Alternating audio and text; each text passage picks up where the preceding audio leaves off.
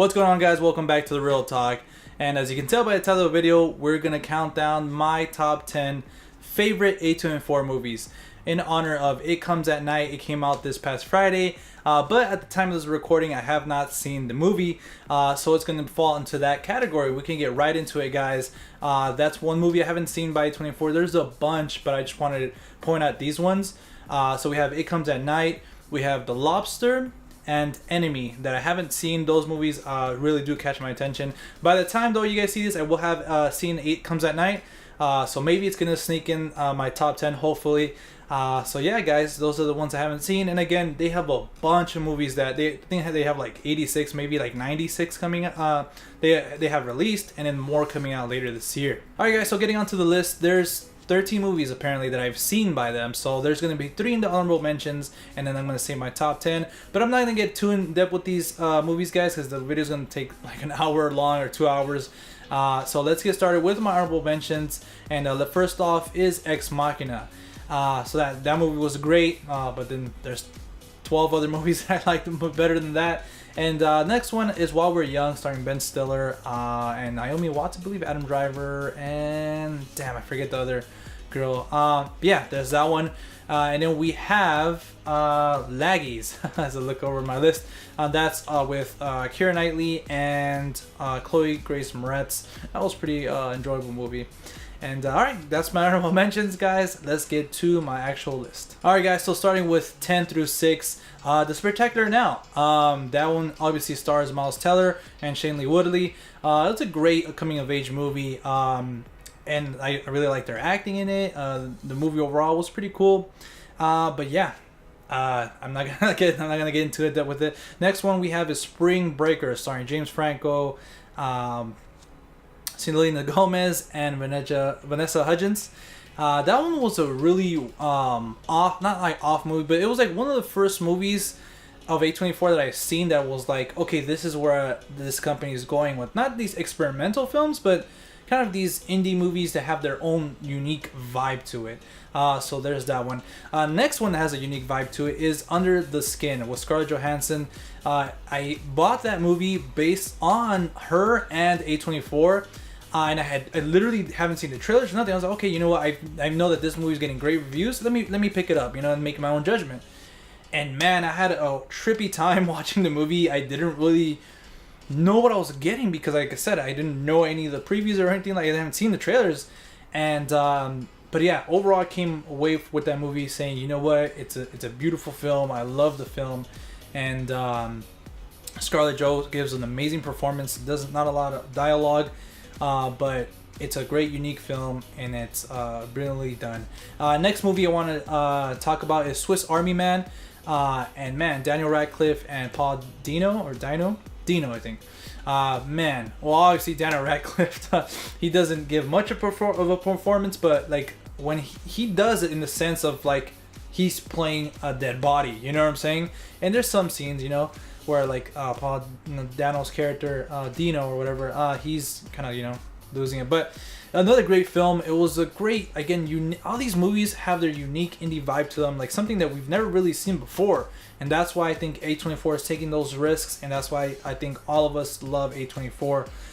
So yeah, the next movie I want to talk about is The Witch. Anna Taylor-Joy comes out in that one, and it was a great horror thriller movie for me. But at the same time, when I was watching it, I'm just like, why am I scared? You know, like, I don't really know what's going on. But Anna Taylor-Joy's performance really sold you on that. They like the whole vibe of it. And then when she starts going to the woods to find her baby sister and stuff like that, and then at the end, like kind of sort of the twist and stuff like that, man, it just really stayed with me. Like kind of not haunted me, but like, well, I was like, wow, you know what? I don't want to see that movie again. But then I did, you know. So again, a great movie. And then again, that was my 10 through 6, and that was The Spectacular Now, Spring Breakers, Under the Skin, Swiss Army Man, and The Witch. So now let's get to my 5 through 1. Alright guys, so starting with number 5, it's Locke, starring Tom Hardy. I never knew, I seen Ryan Reynolds and his movie Buried. That one was a really great movie, but now this one has the same vibe as that one, where it's literally just Tom Hardy in his car for like an hour. But man, I think the voice work of the other actors and along with Tom Hardy's acting and the direction of this movie really sold you, like really had you invested in that character and his problems, and it's just him trying to get somewhere, and you kind of start realizing other things about his life, and okay, that this is why he's doing this is why this is why it's going on, what's going on over here kind of gets explained, but it's literally just Tom Hardy in a car. And I was just like, wow, like how am I so invested in this character, and how am I so lost in this movie? And it's just him in his car. And wow, going on with number 4, guys, Green Room, starring Patrick Stewart and the late Anton Yelchin.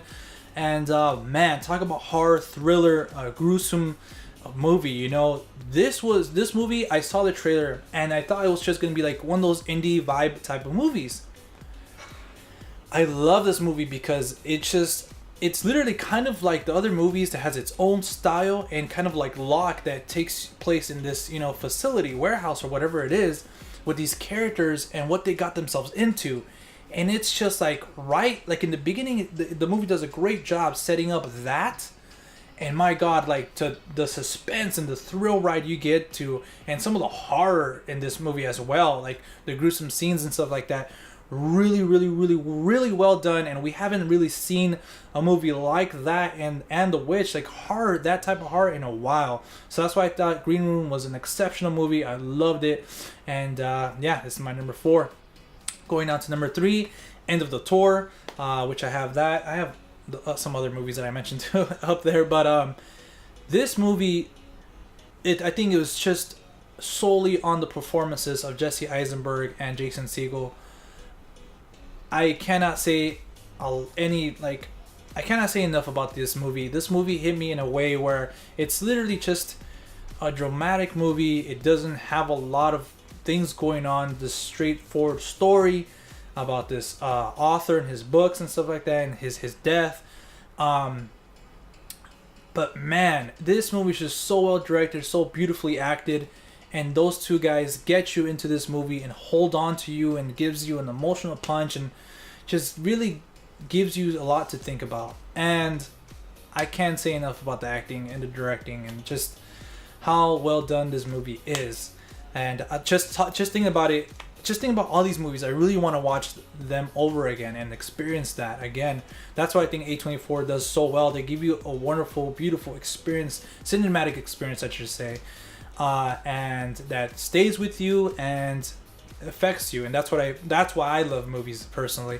But going on with number 2 is not The Room, because that's a horrible movie, but Room, starring Brie Larson and Jacob Tremblay. Man, thinking about Jacob's performance, I'm really bummed out that he didn't get nominated.